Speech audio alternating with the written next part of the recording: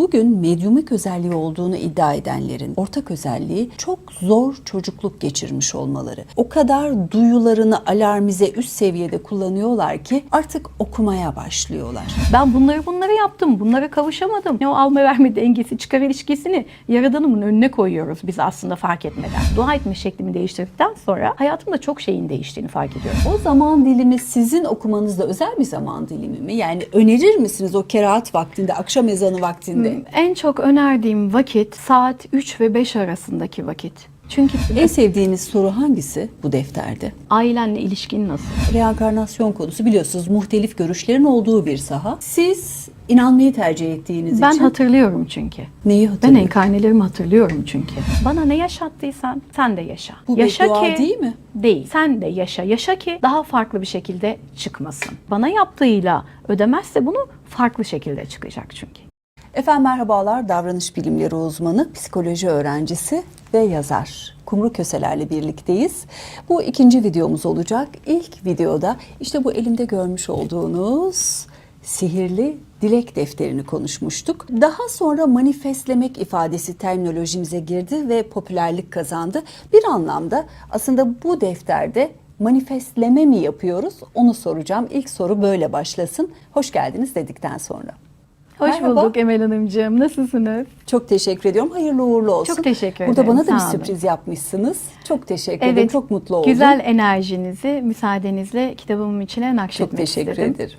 Çünkü İlk bizim programda paylaşmıştınız. evet, ilk sizin programınızda paylaştım ve Sihirli Dilek kitabı o kadar defterini. güzel enerjiniz geçti ki sizden sonra çok fazla da talep gelince sizin orada olmanız gerektiğini düşünerek müsaade alarak isminizi oraya nakşetmek istedim. Hayırlı olsun. Hem Çok sağ size olun. ama daha çok izleyiciye yani bu deftere ulaşan okuyucuya diyeyim. Farklı bir kitap, hem okuyacaksınız hem yazacaksınız bu Kendinize kitapta. yolculuk. Evet, kendinizden kendinize yapacağınız yolculuk. Belli sorular var ve bu sorulara verilecek cevaplar var. O cevaplarda uygulamaları gereken bir formül var mı? Uymalarını istediğiniz, cevabı verirken şuna dikkat edin diyeceğiniz. İlk önce şunu rica edeceğim ben. Bu aslında bir kitap ama Sihirli Dilek Defteri adı. Bir nevi kendi içsel yolculuğunuz olacağı için ilk önce kitabı okumanızı rica ediyorum. Kitabı okuyup aslında içinde gizlenen bazı kodlamaları, bilincinizin dışına attığınız o yanlış inanışları kıracak bazı kodlamaları algılayabileceğinizi düşünerek sizden ricam ilk önce okuyalım. Okuduktan sonra verilecek olan sorulara tüm samimiyetimizle cevap verelim. Çünkü burada sorulan sorulara ben bazı danışanlarımdan cevaplarını rica ediyorum. Birlikte çünkü yol arkadaşlığı yaptığımız, koçluk yaptığım danışanlarıma kitabı hediye ediyorum ve onlardan aldığım soruların cevaplarında mesela bir sorunun cevabına evet diye yazdığını görüyorum. Diyorum ki ya evet tamam ama neden evet? Mesela aldatıldın mı, aldattın mı sorusunun cevabına evet yazmış. Niye aldattın? Seni buna iten sebep neydi? Hangi boşluğu doldurmak istedin? Hangi yaranı sarmak istedin? Aldattığın partnerin ne hissetti? Onun hissettiği duygu sana ne hissettirdi? Aldattıktan sonra kendi içinde değişen herhangi bir şey oldu mu? Duygu, düşünce, bir yol ayrımına girdin mi? Bunlar zaten önemli olan. Bu duygunun sebebini ortaya çıkartmaya çalışıyoruz. Bir eylemde bulundu ve bu eylemi neden yaptığını bilmiyor. Bilmesi gerektiği için oradaki sonuca göre çıkan bir cevap var. Ben bu boşluğu doldurmak istedim.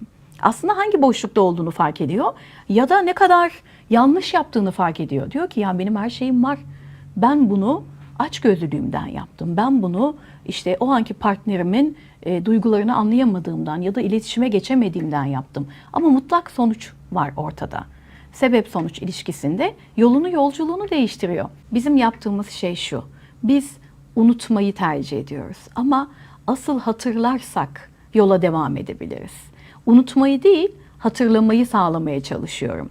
Kim olduğunu, nereden geldiğini, hayattaki amaçlarını, yapmak istediklerini, çocukluk döneminde kurduğun hayalleri, ideallerini, hangi yola gitmek istiyordun, hangi yola çıktın? O farkındalığı, o ivmeyi kazanamazsa bir insan, bir ruh yola devam edemez. Sadece gün doğar, gün batar.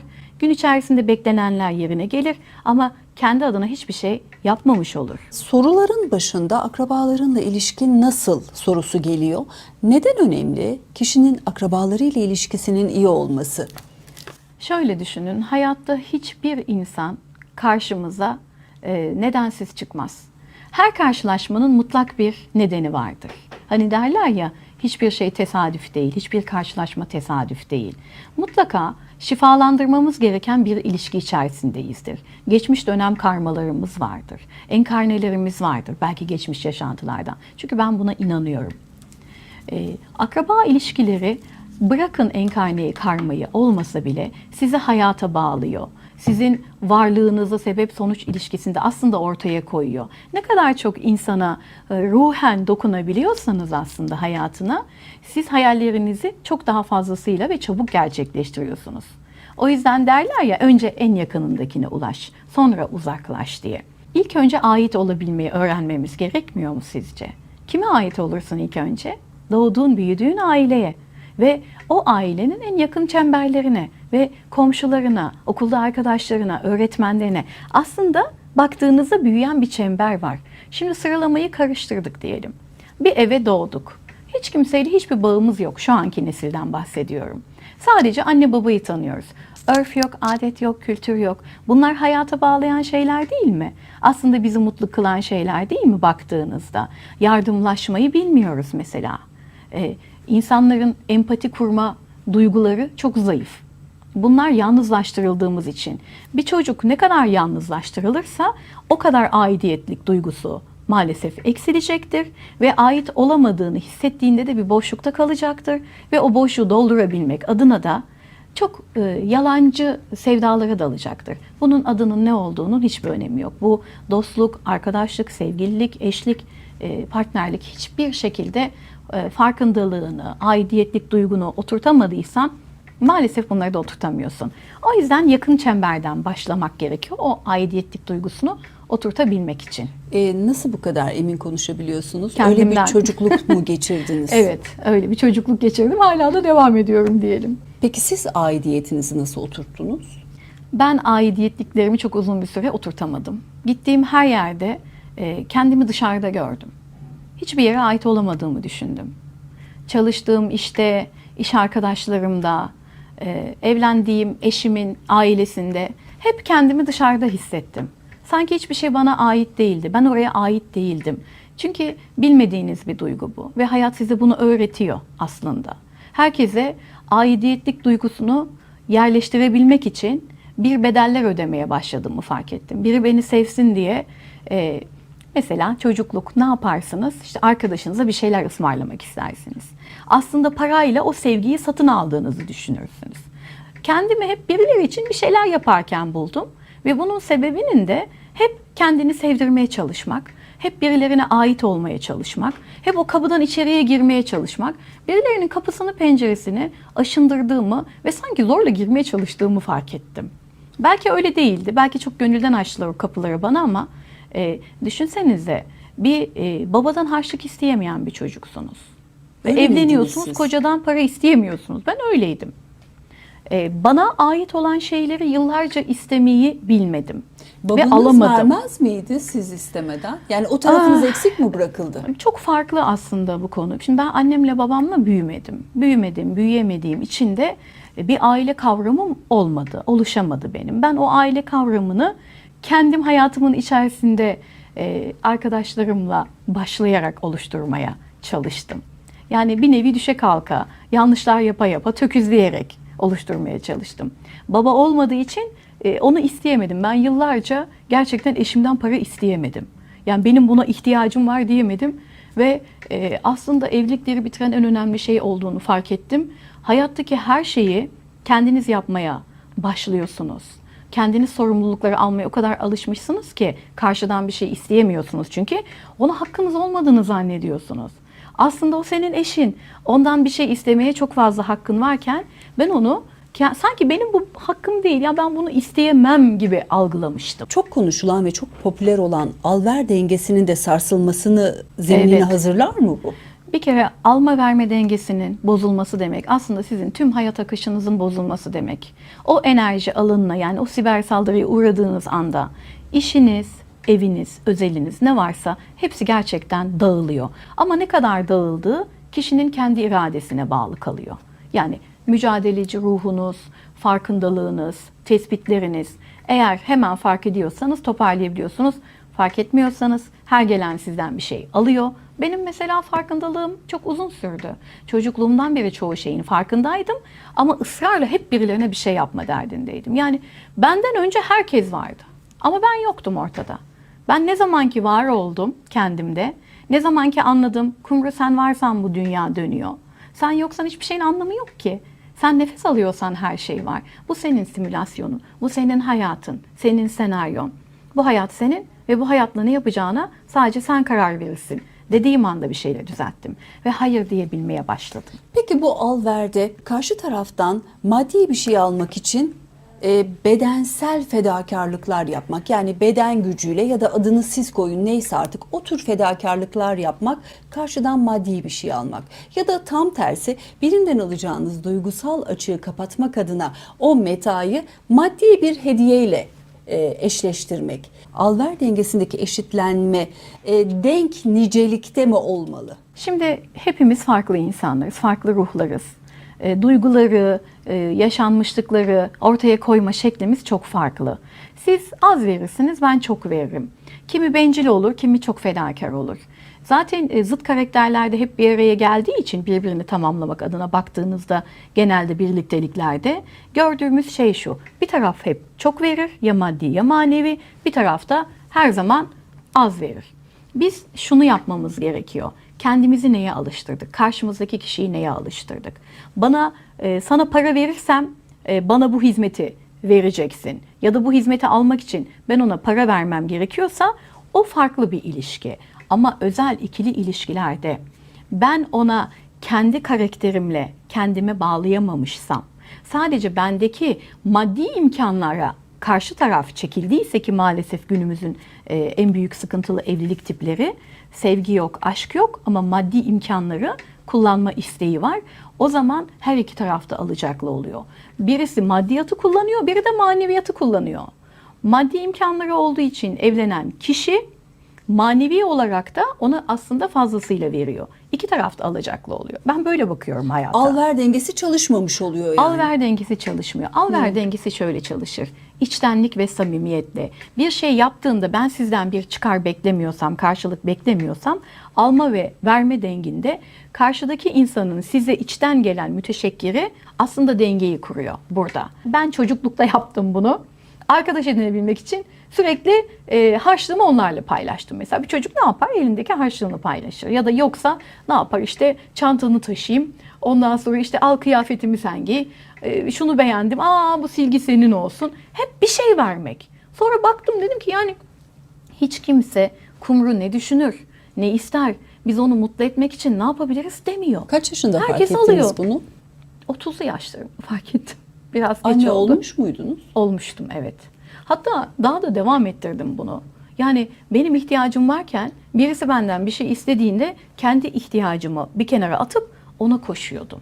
Akraba ilişkilerinin ne kadar önemli olduğunu konuştuk. Çemberin birinci halkasında anne babalar var. Evet. Anadolu'da bir laf vardır. Kızın çeyizi annenin kaderidir diye. Hani mitokondri efsanesini öğrendik geçtiğimiz yıllarda. Annenin biriktirdikleri kızına geçer mi?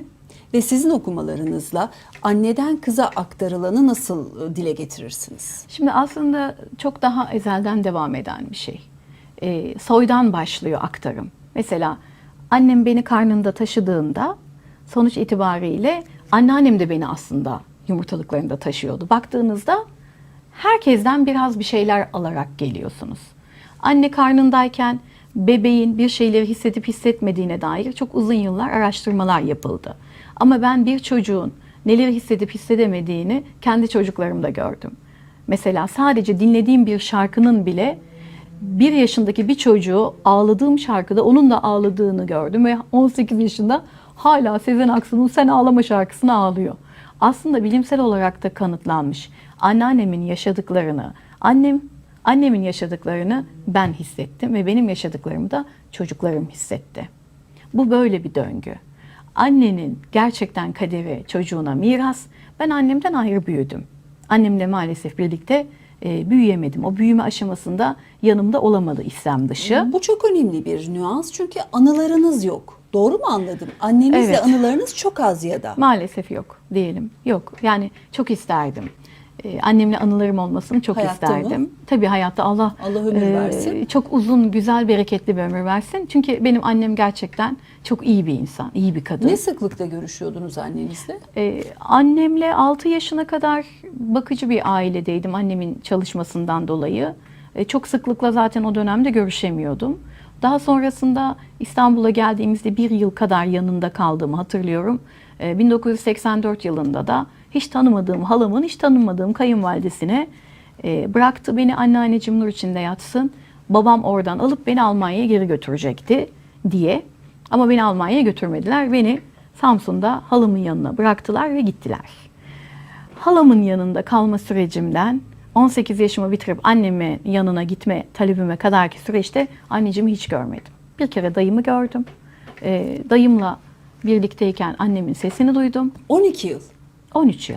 13 yıl halanızda kaldınız. Evet. Hiç tanımadığınız halanızda kaldınız. Hiç tanımadığım bir hanımefendinin evinden halama götürüldüm. Tanışıyorsunuz. O da sorun değil, önemli değil ama aidiyetlik yok. Ait hissedemiyorsunuz kendinize. Halanız Düşünsenize. kabul özetti mi? Halam Biraz sağ olsun. özelinize girdik. Özür, Durmamı özel değil, istediğiniz yok. yerde durdurun Hayır, lütfen. hayır, hiç sorun değil. Film karesi gibi. Halanıza da emrivaki mi oldu sizin gidişiniz, bırakılışınız? Halama çok emrivaki olduğunu zannetmiyorum. Mutlaka dile getirilmiştir ve kendisi de kabul etmiştir. Allah bin kere razı olsun. Bana emeği geçen, üstümde herkesten Allah razı olsun. Hepsinden bir şey katıldı benim hayatıma. Ama çocuklukta ben şunu öğrendim. Sevginin, emek vermenin eylem olduğunu, sözde olmadığını anladım. İnsanlardan değer görmek için bedeller ödenmemesi gerektiğini anladım. Çünkü okula giden çocukların saçları tarandığında benim hayattaki en büyük eksiğim oydu. En çok ona üzülürdüm. Böyle akşam ezanında balkona çıkardım.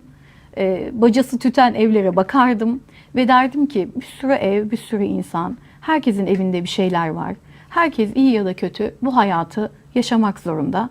Ben nasıl yaşamak istiyorum bu anı? Üzülerek mi yoksa mutlulukla mı? Bir şekilde geçecekti bu an benim için. Ben hep hayal kurdum. Biri bana kızdığında, biri beni incittiğinde, üzdüğünde ben hep hayal kurdum. Onu hiç dinlemedim, duymadım. İçimde bir çocuk vardı. Gelecek anlar için sakladığım, kurduğum hayallerim vardı. Ben hep oradaydım. Onları dinlemiş Etkilemiyor olsaydım. muydu o negatif çok etkiliyor. taarruz? Etkilemez mi? Ama zaten o zaman başladı bendeki bu hislerin güçlülüğü ortaya çıkmaya başladığı için ben hep kendimi bir fanusa aldım. Onlar ne derse desin. Ben hiç kimseye saygısızlık yapmadan, üzmeden, incitmeden yine kendi içimdeki bene sarıldım. Aslında öyle benlik kolay kolay ortaya çıkmıyor. Bunlar kolay kolay ortaya çıkmıyor. Canınız çok yanıyor çıkarken. Duru görü özelliğiniz ve medyumik tarafınızı siz söylemeseydiniz ben açmayacaktım. Çünkü bunları konuşmayı çok sevmediğinizi biliyorum. Fakat yanlış anlaşılıyor diye belki de. evet, ama geçtiğimiz Evet. günlerde Sultan Tarlacı Hoca ve Nevzat Tarhan ikisi farklı programlarda ortak bir görüş bildirdiler. Sanıyorum sizin hikayeniz ve şimdi söylediğinizle ayrı bir anlam kazanacak. Duru görü yaşayanların, bu özelliği olanların araştırmasını yaptıklarını ve hepsinin bila istisna ortak bir özelliği olduğunu söyledi. İki profesör de, Nevzat Tarhan ve Sultan Tarlacı. O da şu: bugün medyumik özelliği olduğunu iddia edenlerin ya da duru görüsü olduğunu söyleyenlerin ortak özelliği çok zor çocukluk geçirmiş olmaları. Ve biz bunu bugünkü araştırmalarımızda şöyle açıklıyoruz. O kadar duyularını alarmize üst seviyede kullanıyorlar ki artık okumaya başlıyorlar. Sanıyorum bu söylediğinizle ayrı bir anlam kazanıyor. Bunu da aslında paylaşmak istedim. Tamamen doğru. Burada aslında şöyle bir nüans var. Kendinizi tehlikelere karşı korumaya çalışıyorsunuz. Siz bir avsınız. Onlar avcı. Avcılar nasıl avlanmaya çıktıklarında avlar saklanır, etrafı dinler, görür, kaçar. Aslında böyle büyüyorsunuz. Her hücreniz reseptörleri açıyor ve tehlikeyi... Sürekli tehdit altında olduğunuzu düşünün. Sürekli dışarıdan ne geleceğini bilmediğinizi düşünün. Sizi seven insanların, seviyor gibi düşünen insanların sizi bir şekilde inciteceğini, kalbinizin, iç sesinizin size söylediğini düşünün. Ne yaparsınız? Sürekli gardta kalırsınız. Benim hala beynim uyumuyor. Bütün gece beyin konuşuyor bende. Uykuda bir talihsizlik yaşadınız mı? Uykuda yaşadığım talihsizliğe girmeyeceğim ama sadece şunu söyleyeyim, maalesef tacizlerle büyümüş bir çocuğum.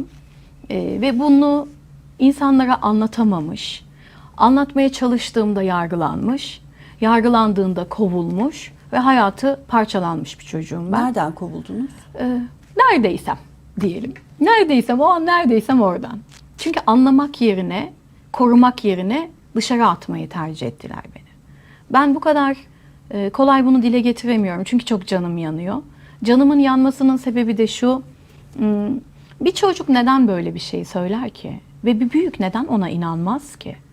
Yani küçücük bir çocuğun içinde nasıl iğrenç bir duygu olabilir ki bunu bu şekilde dile getirebilsin? Çocuklar masumdur. Çocuklara neyi gösterirsiniz onu alırlar. Sizi üzmemek adına burayı geçiyorum. Ezan vakti dediniz. Kerahat vakti değil mi? Kerahat Evet. vaktine denk gelen zaman. O dakikalarda hayal kurar ve yeni kuracağım hayatımın bir anlamda Aynen. manifestini Evet. yapardım dediniz. Belki de bu kitabın ilk tohumları o zaman atıldı. Ben yıllardır yazıyorum zaten. O Çünkü zaman duyguları dilimi- böyle anlatıyorum. O zaman dilimi sizin okumanızda özel bir zaman dilimi mi? Yani önerir misiniz o kerahat vaktinde, akşam ezanı vaktinde? En çok önerdiğim vakit saat 3 ve 5 arasındaki vakit. Çünkü tamamen boyut ve kanal demeyi sevmiyorum ama insanlara öyle anlatmak mecburiyetinde olduğum için sizin farkında olmadığınız farklı boyutların kapılarının açıldığı bir zaman dilimi ve hislerinizin çok daha yüksek olduğu, epifiz bezinizin çok daha iyi çalıştığı, sessizlikte kendi ruhunuzun sesini duyabildiğiniz bir zaman dilimi olduğu için uyansınlar. 11 ile 3 arası uyusunlar. 3-5 arası mutlak surette kendi hayatlarının inşaatını, mimarisini, projesini bu zaman diliminde yapsınlar. Akşam ezanı benim için aile zamanıydı. Ben o aileyi yaşayamadığım için ailem varmış gibi imgeleyerek o dönemi öyle atlattım. Anne baba ayrılığından dolayı mı siz halanıza gittiniz? İkinci soruda beni neden bıraktınız dediniz mi? Beni neden bıraktın demedim aslında, hiç diyemedim biliyor musunuz? Çünkü anladım. Neden anladım? Boşanmış bir çift mi? Ben 4 aylıkken karnında ayrılmışlar, daha doğmadan. Anlaşamamışlar, ayrılmışlar. Tabii ki o da onların yolu ve yolculuğu. Şunu soramadım, ona hakkım olmadığını düşündüm. Her insan kendi kaderini yaşamaya geliyor ya, kendi yolunu bulmaya. Hayatımızda bize bunları yaşatmak için rollere bürünen insanlar var. İşte kızamamamın nedeni, yaşadıklarımı yani isyan edemememin nedeni aslında bunlar. Ben bunları yaşamalıydım. Çok acı bir şey söylüyorum size. Beni ben yapan yolculuktaki dikenler bunlardı. Ve o rolleri üstlenmişti insanlar. Annem beni bırakmamış olsaydı, ben annemle büyümüş olsaydım, bu kadar sıkıntıları, bu kadar küçücük yaşta omuzuma taşımak, almak zorunda kaldığım zorlukları belki aşamayacaktım baktığınızda. İleriki hayatımda yaşadıklarımı, geçmiş yaşantımda başıma gelenlerle atlatmışım gibi düşünün bunu. Çocukluğunuza dair deneyimlerinizi paylaştınız mı? Orada maruz kaldığınız ortamı Evet, ailenizle. paylaştım. Ha, bu Biliyorlar. yayında öğrenmeyecekler. Hayır yok, ben söyledim. Tamam, Akrabalarım biliyorlar. da biliyor, annem de biliyor. Bilmesi gereken herkes biliyor da. Ama aslında yapılan haksızlığa susanlar da yapanlar kadar suçlu. Ben kimseyi Kesinlikle. suçlamıyorum. Ama bence artık hiçbir çocuk ne yatağına aç girsin ne de tacizle büyüsün. Bunu yapmasınlar. Bunu yapacak olan insanları artık toplumun içerisinde algılayamıyoruz. Herkes o kadar güzel maskeli ki. Ama bir çocuk bunu söylüyorsa bunun araştırılmasından yanayım. 3 ile 5 dediniz. 3 ile 5 arası bu kitabı ellerine alsınlar o zaman. Bu kitabı hiç almalarına gerek yok. Kendi ruhlarını ellerine alsınlar. Çok samimiyetle. Ya kalksın böyle desin ki Allah'ım ya ben şuna niyet ediyorum. Beni hayrında vesile kıldığın kullarından eyle. Ben senin için iyilikler, güzellikler yapmak istiyorum. Aslında niyetiniz evrensel olursa Allah size niyet ettiğiniz kişilerde ne istiyorsanız daha fazlasını veriyor. Dua etmek böyle olmalı aslında. Ben bunu istedim, neden bana gelmiyor, neden benim her işim rast gitmiyor dediğinde, yani şey gibi düşünün. Benden su istediniz, bana şikayetle mi su isteseniz sevgiyle getiririm, yoksa rica ile mi? Ya bu da böyle bir şey. Allah diyor zaten. Rehberimiz de söylüyor. Benden iste, istemeden vermiyor. Dua et diyor. Bu dua da illa Arapça olmasına gerek yok ki. Yani ben bunları yaptım, bunlara kavuşamadım. Sanki böyle işte hani o alma verme dengesi, çıkar ilişkisini Yaradanımın önüne koyuyoruz biz aslında fark etmeden. Ben onu değiştirdikten sonra, dua etme şeklimi değiştirdikten sonra hayatımda çok şeyin değiştiğini fark ediyorum. Aslında bir şeyleri fark edip değiştirdikten sonra parça parça puzzle'ı bütünlediğimi düşünüyorum. Bir tane eksiğim kaldı. Ölürken ölmeyi öğreneceğim. Ama onun dışında Ölürken ölmeyi öğreneceğim. Onun dışında çoğu şeyimi tamamladığıma inanıyorum. Yani sırrı kendi içimde çözdüğüme inanıyorum. Aslında sır yargılamamak, kendi yoluna, yolculuğuna bakmak ve herkese her şeyi sevebilmek, anlayabilmek. Dilek defterine yazılacaklar, niyetler haddi aşma riski taşıyor mu? Hani şu soru gelebilir diyerekten cevabı burada vermeniz adına bunu soruyorum. Zaten bir kader yok mu? Benim rızkım, yaşayacaklarım ve nasibimdekiler belli değil mi? Ben buraya manifestleyerek, yazarak, çizerek bir şeyi hızlandırabilir miyim? Ya da nasibimde olmayanı buraya yazdım diye çekebilir miyim sorusuna ne cevap verirsiniz? Size tek bir şey söyleyeceğim. Eğer sizin nasibinizde yoksa Rabbim size istemeyi istetmezdi. Onu aklınıza bile getiremezdiniz. Bırakın hatırlamayı, hayalini kuramazdınız zaten. Sizin aklınıza gelen, kalbinize gelen, hayalinize gelen, hayal kurduran şey sizin nasibinizdir zaten. Eğer bu nasip size geliyorsa o kapı size açılmıştır ve o kapıyı aralamanın yolu da buna ilk önce inanmaktır. Ben kendimi inandırmak için yazdım bu kitabı. Çünkü ben inanmam gerekiyordu. Ben kimime, ben niye doğduğuma, ben ne kadar faydalı olabilirime, ne alabilirime, ne verebilirime. Çünkü hayat paylaşım ya, bu bir çıkar ilişkisi değil ama bir paylaşım hayat. Ben Emel Hanım'a ne verebilirim? Emel Hanım'dan ne alabilirim? Şu söylediğim şeyler ne kadar çok insana gidebilir, ne hissettirebilir, nasıl fayda sağlayabilir? Bu kitaba yazdığınız her şeyin gerçek olma ihtimali çok yüksek. Neden? Hiç kimsenin karmasına girmeden, bir başkasının ve öncelikle kendi karmanıza girmeden yazdığınız her şey gerçekten gerçekleşiyor. Çünkü denediniz mi? Denedim. Binin üstünde kitabı hediyelerle beraber binin üstünde kitap ulaştı şu anda insanlara. Ve o kadar güzel dönüşler alıyorum ki çoğunu paylaşmıyorum ama. Çünkü çok özeller. Yani birileri bana inansın diye, aa bak bu kadın bunu yazmış, bak burada bu olsun diye atmıyorum. Bir iki tane attım. Mesela yazmış, ev arıyor, bulamamış. 3 yıldır ev arıyor, bulamıyor. İstediği gibi, hayal ettiği gibi yazıyor ve aynı haftada ev alıyor. Yani bunların hiçbiri tesadüf değil. Çünkü neden? Şey var ya, hak ediyor muyum? Kendine inandır. Ben onu hak ediyorum. Kendine inandır. Bir başkasını inandırmak zorunda değilsin. Bir başkasını inandırmakla harcadığımız çabayı çöpe atıyoruz. Kendimizi inandırmaya çalışmıyoruz. Son dönemde tezahür ettirme ifadesini çok duyuyoruz. Bu deftere yazdıklarımız tezahür ettirmenin bir başka yolu mu? Bu deftere yazdığınız şeyler gerçeksiz olduğu için gerçekte neyi istediğinizi anlamış ve oraya yazmış ve mühürlemiş oluyorsunuz. Kaderinizde olmayan hiçbir şey size zaten gelmiyor. Ama İstanbul'a, Ankara'ya vesaire bir yere gitmeye çalıştığınızda oturmak gibi düşünün eylemsizliği. Gitmek istiyorum ama yola çıkmıyorum, otobüse binmiyorum. Geçen programda da verdiğimiz örneğin aynısı bu. Hareket etmeniz gerekiyor. Hayat bizden hareket bekliyor. Tezahür etmekle hareket etmek aslında baktığınızda eşdeğerli. Hareket varsa tezahür edebiliyorsunuz, yoksa yok. Böyle bir imkan sağlamıyor. Varmak istediğiniz yere bir ayağa kalkacaksınız. Aynen, bir ayağa kalk. Çünkü niye? Kalktım ayağa, niyet enerjisi. O niyete büründüm. O niyet enerjisini oluşturmazsam hangi enerjiyle nereye varmayı düşünüyorsun? İşaretleri takip eder misiniz? İşaretleri çok fazla takip ederim. Sembolleri çok fazla takip ederim. Örneğin? Örnek plakalar. Plakalar evet, ama şey gibi düşünüyorum. Mesela rüyalar. Rüyaları çok fazla takip ederim ama insanlar, mesela içimden bir şey geçirdim diyelim. Bir şey düşündüm ve karşımdaki insan benimle konuşurken onun cevabını veriyor. Onu alırım oradan hemen. Çünkü farkındalığım var. Bu bana bir işaret. Evrenin bir dili var. Bizim gibi söylemiyor ki yahu. Yani biz şey bekliyoruz. Hadi benle konuşsun bangır bangır. Öyle bir şey yok. Yani elimizde tılsım yok, sopa yok, cin yok, peri yok, hiçbir şey yok. Biz varız yani. Ruh sesimiz var. Sen ruhunun sesini dinlediğinde işaretler geliyor. Mesela ben şey yaparım. Bir işe başlayacağım zaman ben bu işe başlamalı mıyım ya da ne zaman başlamalıyım dediğimde o gün içerisindeki konuşmalar, işte ekranda gördüğüm bir kare, işte bir arabanın arkasındaki bir işte kamyon yazısı, plaka bana mutlak surette bir şey anlatıyor. Ve orada diyorum ki tamam, ben bunu yapmalıyım. Farkındalık olmazsa Emel Hanımcığım hiçbir şey olmuyor. İlk önce o yüzden o kitabı okuyun diyorum. Çok fazla şikayet ediyoruz. Çok fazla yalnızlaştık. Çok fazla olduğumuzun dışına çıktığımız için bir şeyleri harekete geçirmek, o enerjiyi hareketlendirmek, ateşlendirmek için zaten yapıyoruz.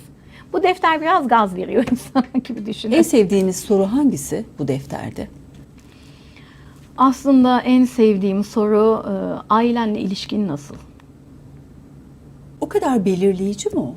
Evet, çok fazla belirleyici. Bütün aile önemli. Peki bu bir adım daha ileride dediğiniz bir kimlik var mı? Şöyle düşünün, ailenin önemi şuradan geliyor. Hani kız çocukları için babayla ilişkisi çok belirleyicidir derler. Evet, çok bu belirleyici. Bu minvalde şu ilişki daha domine ediyor diyebileceğiniz var mı?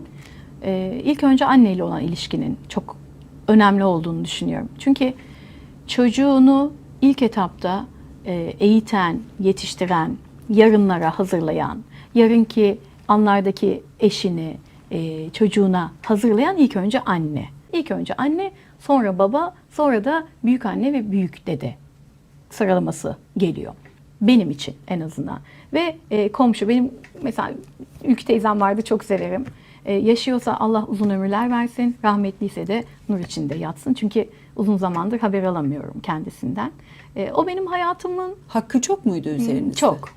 O kadar önemli, o kadar kıymetli ki Bazı benim ilişkiler için. kan bağından daha yakın olabiliyor değil mi? Kesinlikle. Burada da verilen emek. Çok. Şey düşünün, yani hiçbir çıkar yok, menfaat yok. Gözleri dolu dolu sana bakan bir çocuğun başını okşadığınızı düşünün. O an ona ihtiyacınız var ve ondan alıyorsunuz onu. Sizi dinliyor, anlıyor, yargılamıyor, yol gösteriyor. Çünkü Bu yolu çocuk hem bilmiyorsunuz öksüz yani. hem yetim. Evet. Hem aile var ama yok. Yok, o daha fena bir şey. Düşünsenize, koskoca sülaleye sığamıyorsunuz. Fazla geliyorsunuz yani. Bu can acıtıcı bir şey. Yani kim ne kadar derse desin, bence herkesin kendine düşen bir pay var burada. Ve kendi hayatlarının içerisinde maalesef o karmayı yaşıyorlar bir şekilde. Kime ne yapıyorsanız, kimin için ne yapıyorsanız, olumlu olumsuz mutlak surette onu hayatınıza çekiyorsunuz. Bedeller var yani. Aynı reenkarnasyon cephesinden okuduğunuz için, öyle baktığınız için soruyu böyle soruyorum. Zira reenkarnasyon konusu biliyorsunuz muhtelif görüşlerin olduğu bir saha. Evet. Siz inanmayı tercih ettiğiniz Ben için... hatırlıyorum çünkü. Neyi Ben hatırlıyorsunuz? enkarnelerimi hatırlıyorum çünkü. Geçmiş yaşam tecrübelerimi hatırlıyorum çünkü. Ben o yüzden inanıyorum. Neyi hatırlıyorsunuz? Yani boş boş inanmıyorum aslında. Kaç hayat geçirmişsiniz? Verdiğim mücadeleleri hatırlıyorum. Şifacı ruhumu hatırlıyorum. Şu anda cadılık dedikleri şey belki de. Ama onu ayrı bir programda anlatacağım tabii ki. Biraz girelim ama.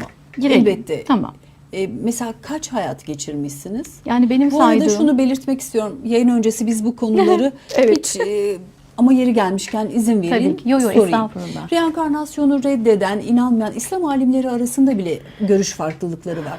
Ama siz daha önceki hayatlarımı hatırlıyorum dediniz. Bana da bunu söyleyen çok fazla. Yöntemle mi gittiniz bir önceki? Regresyon çalışması falan mı yaptınız? Regresyon çalışması zaten yapıyorum. Kendime de yapıyorum. Danışanlarıma da yapıyorum. Zaten birlikte şifalanıyoruz. Hayatıma çıkan, hayatıma giren insanların geçmişimde var olduklarını hatırladım. Öyle başladım. Onlarla yaşadıklarımı hatırladım rüya yoluyla. Ben daha çok rüya yoluyla bilgi alan bir insanım. Birebir yaşıyorum rüyalarımı. Zaten beni tanıyan burada ne kadar bunu doğru söylediğimi algılıyor. Anneniz bir Evet. önceki yaşamdan bir hukukunuz var mıymış da bu yaşamda anne kız olmuşsunuz? Annemin 2 dönem öncesinde annemle yaşadığım tatsızlıklar vardı ve onu şifalandırmak için bu dönemde anne kız ilişkisine büründük. O yüzden şu anda onu şifalandırmaya çalışıyorum ki sevgiyle şifalansın ve bu karmamız bitsin istiyorum. Öyle düşünün. Eğer bunu başaramazsanız bağ kesilmeyecek ve Kesilmeyecek devamı ve olacak. Bu bağ kesme çalışmasıyla kesilmiyor bu arada, bilginiz olsun. Enkarneler çok daha farklı. Bana şunu soruyorlar. Diyorlar ki hem Allah Allah diyorsun hem yallah yallah. Hiç alakası yok aslında. Ben kendi inancımla, Rabbime olan inancımla yapmam gereken şeyleri yapıyorum. O da zaten hiç kimseyi ilgilendirmiyor. Kimseye de bir faydası yok. Benim için şu anda ne önemli? İnsanın dili, dini, ırkı ne olursa olsun evrensel bakış açısında baktığınızda insan olarak size ne katıyor? Çünkü biliyorsunuz enerji aslında kolektif. Bireysel enerjiniz çok daha başka ama birlikte olduğunuzda çok daha farklı ve daha güçlü bir enerji yayılıyor. O yüzden ben evrensel bakıyorum. Bana verilen emirleri yerine getiriyorum ama varlığını bildiğim, hissettirilen şeyi de inkar etmiyorum. Ve aslında bu dünyaya insan olmayı öğrenmeye geldik. Yani beşer değil, 5 duyu organını kullanan değil, gerçek anlamda insan olmayı öğrenmeye geldik. Ben sadece insan olmayı öğrenmeye çalışıyorum. Ve bunu yaparken de kendi eksikliklerimi, boşlukluklarımı aslında etrafımdaki güzel enerjilerle birleştirip onlarla da şifalanıyorum. Birine bir şey yapmıyorum aslında. Bana izin veriliyorsa o şifasına ben vesileysem zaten oluyor. Yoksa bende hiçbir şey yok. Hepimizde var olan şeyler var sadece. Kaç kere Sadece geldiniz insan bu olmak. dünyaya? Ben 11 kere geldim. Onu saydım 11 kere. 11 yaşamınızı da hatırlıyor musunuz? 11'ini hatırlamıyorum. Son 6'sını hatırlayabildim. Ama bununla alakalı bir çalışma yapmaya devam edeceğim.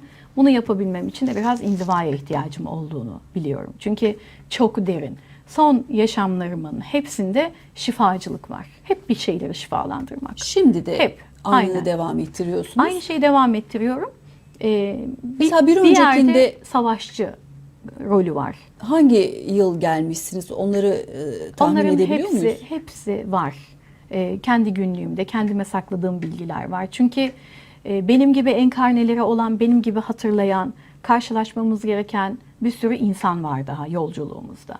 O yüzden hayatımın dönüm noktalarını özür diliyorum. Mesela kaza geçireceğimi, işte doğumda hemen çıkamayacağımı vesaire vesaireleri hep hissettim. Rüya yoluyla, his yoluyla Özel kabul etmezseniz geçmiş yaşamlardan vücudunuzda bir iz var mı? var. Benim var ve aynı ben annemde ve anneannemde de var. Aynı yerde. Bunun geçmiş yaşamlara ait olduğunu nereden biliyoruz? Çünkü o zaman aynı izleri taşıyan ve aynı olayları yaşayan insanlarla meçleştik. Mesela hiç benim söylemediğim bir şeyi annem hatırlıyor, söylüyor. Hiç annemin söylemediği şeyleri anneannem hatırlıyor, söylüyor.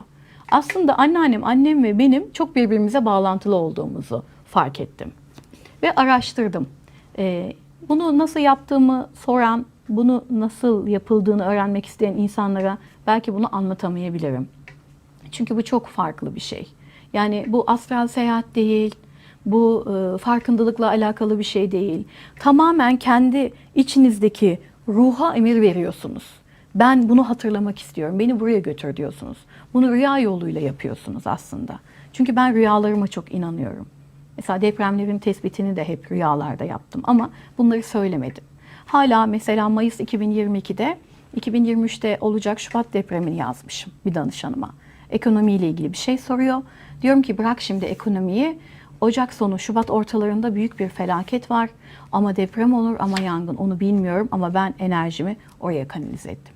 Bunları hissediyorsunuz. Dünyada olacak olayları hissediyorsunuz. Şu anda ben mesela, ben hayatım boyunca çok fazla acıları paylaşan bir insan değilim. Instagram'da vesaire.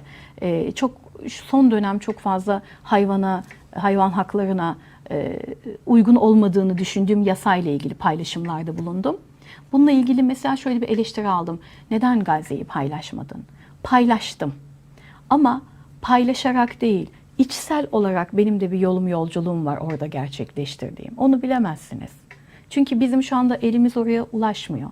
Gözümüz görmüyor. Sadece ekranlardan yansıyan şeyleri biliyoruz. Ama ruhen orada olabilmek, oradaki acıyı anlayabilmek, oradaki yaraların sarılabilmesi için yapılması gereken şeyleri bireysel olarak yapabiliyorsunuz içsel yolculukta. Bunu bir bütüne vuramıyoruz. Biz kolektif hareket edemiyoruz. Aslında bu dünyadaki her şeyi bu kolektif bilinçle, bu yüksek enerji bilinciyle çözümleyebiliriz. İçsel yolculuk derken yaptığınız duaları mı kastediyorsunuz? Onun Duaları dışında ve bedensel olarak orada değil ama ruhen orada olabilmeyi. yani Hiç haberlere yansımayan bir kareyi görüp daha sonrasında aynı karenin karşınıza çıktığını görün. Düşünün. Ve bunu anlatıyorsunuz.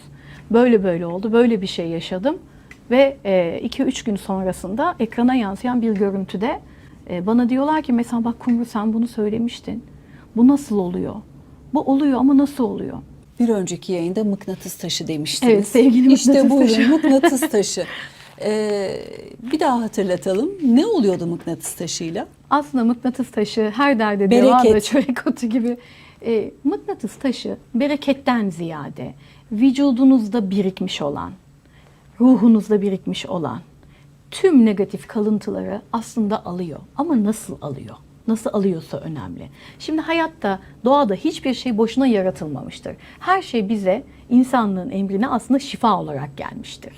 Bu taşı ben yanımda taşıyorum ve negatif bir olay olduğunda taş küçülmeye ve kırılmaya başlıyor. Sanki bana gelecek bir şeyleri emiyor ve çekiyor. O negatif enerjinin %80'ini aldığını, %20'sini sizde kaldığını düşünün. Bu taş küçülüyor, şu kadar mı kalıyor? Bu taş küçülüyor. Bu taş daha büyüktü. Ben aldığımda çok daha büyüktü. Ne Hatta kadar ilk daha büyüktü? aldığımda 2 katı. yani hayır yok o kadar değil ama bir parmak daha yukarıdan kadar. evet büyüktü ve küçüldü. Sadece mıknatıs taşı almıyor nazarı veya negatif enerjiyi. Obsidyen taşı da alıyor oradaki. O yüzden onu da getirdim. Evet. Mıknatıs taşını bulamayan çünkü çok sordular. Bu da küçülüyor mu? O küçülmüyor.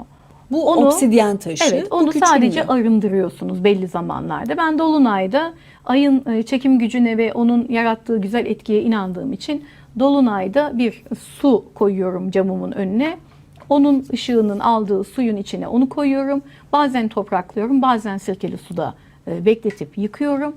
Bir şekilde onu arındırıyorum. Selenit taşı var aslında bunların içinde. Selenit de arınma, yani sizde biriken yine negatifi arındırma. Yani selenit, obsidyen ve mıknatıs taşı insanın vücudunda biriken, ruhunda biriken negatifliği çekiyor ve alıyor. Karmaları da alıyor mu? Orasını bilmiyorum, yalan olmasın. O anki şeyi alıyor diyelim.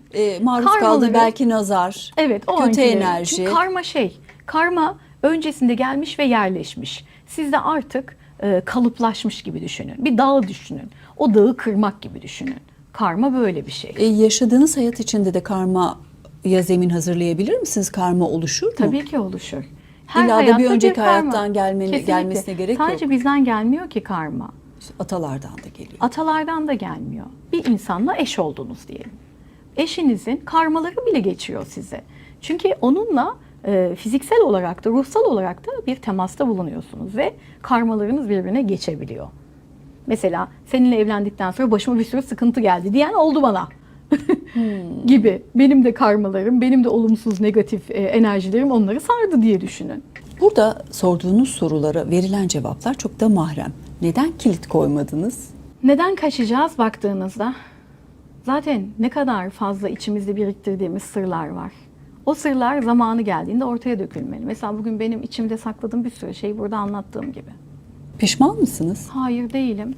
En azından bir insana farkındalık oluşturabildiysem, başıma gelen olaylarda neden ben bunları yaşadım, neden geçmişimdeki anıyı geleceğe taşıyorum, neden geçmişimde yaşadığım şey geleceğimde karşıma çıkıyor sorusunun cevabını belki burada almış olacak. Çünkü aslında gelecekte aradığımız anahtarımızı geçmişte kaybetmişiz. Sizi üzen insanlara kırgınlığınız var mı? Çok azınlığına. Yani çok sevip çok değer verdiğim ve belki de haksızlığa uğradığım bir iki kişiye var kırgınlığım. Ama onun dışında herkes hakkımı helal ettim. Mesela o Edemediklerim var yani. çalışıyor musunuz üzerinde? Hiç Yoksa çalışmıyorum, bıraktım. Akışa bıraktım. Çünkü niye vazgeçtiniz? hayat vazgeçince başlıyor. Orada takıldığımı fark ettim. İlerleyemediğimi fark ettim. Gönlümü kapattığımı fark ettim. Ve dedim ki yani bu geçmiş anlarıma taşınacağına ben onu burada çünkü halledemiyorum o sorunu. Affetmeye çalışıyorsunuz, affedemiyorsunuz. Burası çok Affedemiyorsunuz. önemli. Tabii ki Ve, affedemediklerimiz de var ben hayatta. başaramıyorum deyip akışa mı bıraktınız? Akışa bıraktım, evet. Benim de başaramadıklarım var kendimde. Özellikle hak etmediğimi düşündüğüm şeyleri yaşadım çok fazla onları affedebildim. Onları rol olarak görebildim. Ama bu bunun rolü değildi. Ben burada bunu hak etmedim dediğim insanlar da oldu tabii ki hayatımda. Ve affedemediklerim de tabii ki var. O rolünü böyle de yapabilirdi. Belirdi dediklerim var. Yani ısrarla bak biz bunu yapmayalım, bu doğru değil, bunun sonu böyle dediğim halde seni bir yola sokuyor. Senin hayatında bir karma oluşturuyor ve senin hiç yapmadığın şeylerle sana iftira atıyor. Kendi yaptıklarını orada kapatıyor. Senin canını yakıyor, senin yıllarına mal oluyor. Bu insanları affedemiyorsun. Sadece şunu söylüyorsun. Bana ne yaşattıysan sen de yaşa. Bu beddua değil mi? Değil. Sen de yaşa. Yaşa ki daha farklı bir şekilde çıkmasın. Çünkü o da bir şekilde şifalanmak, bir şekilde yaptığının bedelini ödemek zorunda. Eğer bana yaptığıyla ödemezse bunu farklı şekilde çıkacak çünkü gibi düşünün. Nasıl çıkacak? Benim de var. Yani hani burada şunu diyemem. Herkesi affediyorum. Herkesi çok seviyorum. Evet seviyorum yaratılan her şeyi. Evet affediyorum. Evet anlıyorum. Ama özellikle bir insan varsa ki kalbinde affedemediğin, onun nedenini de şuna bağlıyorum. Onun rolü bu değildi. O rolünden saptı ve beni üzdü. Bana burada bir mesaj vermek istedi belki tabii ki. Baktığınızda burada bir mesaj var. O mesajı almam çok önemliydi. Neden aynı insanlar hayatıma giriyor? Neden hep aynı iftiralarla karşılaşıyorum? Neden hep aynı bedelleri ödüyorumun son noktası kimse artık ona herhalde tahammülünüz kalmıyor. Ve diyorsunuz ki hayır ben seni affedemiyorum. Bu benim üstümde yük olarak kalmadı şu anda. Ben onu sadece geçmiş anlara akışa bıraktım ve bakmıyorum arkama artık diyelim. Yani bu özel bir ilişki değil ya da vesaire vesaire değil. Yani tanımsız bir şekilde insanlara kırılabiliyoruz. Çünkü o insanın sana vermesi gereken mesaj farkındalık başkayken o yolundan sapıyor. Bunu anlıyorsunuz çünkü. Peki reenkarnasyonu kabul eden ve öyle hayata bakan biri olarak bu affedememenizin bir sonraki yaşamda devamlılığı ve o kişiyle belki de olmasını istedim. Belki de tekrar karşılaşmak istedim. Olabilir. Olabilir mi? Olabilir. Dürüstlüğünüz için çok teşekkür ederim. Ben teşekkür ederim. Burada herkese affettim deyip konuyu kapatabilirdiniz. Yok hayır, ama bence affedemediklerim var tabii ki. Allah'ın da en sevdiği şey aczini kabul eden kulu. Ben öyle düşünürüm. Buradaki o kabul edişiniz çok hoş. Çok teşekkür ederim. Ben çok dürüstlüğünüz teşekkür için. ederim Emel Hanımcığım. Ama böyle olmak zorundasın ki nereye kadar maske takacaksın? Maske takmayı her çalıştığımızda daha fazla gerilettik kendimizi. Kesinlikle. O yüzden de ben unutmayı, yaşamayı, anda kalmayı, sevmeyi, sevilmeyi, etrafımda ışık olabilmeyi, ışık alabilmeyi ve iyi bir insan olarak bu dünyayla vedalaşıp düğünüme doğru gidebilmeyi. Peki bir Seçtim. daha gelirseniz nasıl biri olarak gelmek istiyorsunuz? Ay biraz daha böyle sert bir insan olmak isterdim. Daha böyle Yazdınız kararlı. mı? Peki Yazmadım. manifestlediniz mi Ben bunu? onları çocukluğumdan bugüne taşıdığım için zaten yazmış ve bitirmiştim onları. Bunu paylaşmak istedim. Aslında bu Kumru'nun yolculuğuydu. O yolculuğa eş, yol arkadaşları arıyordum. O yüzden de çıkardım. Çok teşekkür ediyorum. Ben çok teşekkür ederim Güvendiğiniz Emel ve tekrar Hanımcığım. geldiğiniz için bizi izleyen herkese teşekkür ediyoruz. Yorumlarınızı bekliyoruz. Ben çok sevgiyle isteyerek geliyorum size. Normalde çok çekimlere katılmıyorum. Ama sizi çok seviyorum ve gerçekten de gelmek istiyorum. Ben davetiniz için çok teşekkür ediyorum. Bu arada sizi tanımama vesile olan çok değerli bir hanımefendi var. Müsaadeniz olursa Tabii. Selamlarımı da iletmek istiyorum. Şafak Hanımcığım, Şafak Yavuz'la. Sizi çok yakın takip eden, çok seven ve saygı duyan bir hanımefendi. O vesile oldu. Ona da binlerce kez teşekkür ediyorum ve varlığınıza şükrediyorum. Çok teşekkür ediyorum. Şafak Hanım'ı bir dahaki yayına bekliyoruz o zaman. Kesinlikle. Birlikte gelin. Ben susup onu dinlerim. İnanılmaz bir karakter. Bekliyorum. Çok teşekkür Ben ederim. teşekkür ediyorum. Yorumlarınızı bekliyoruz. Emekleriniz için.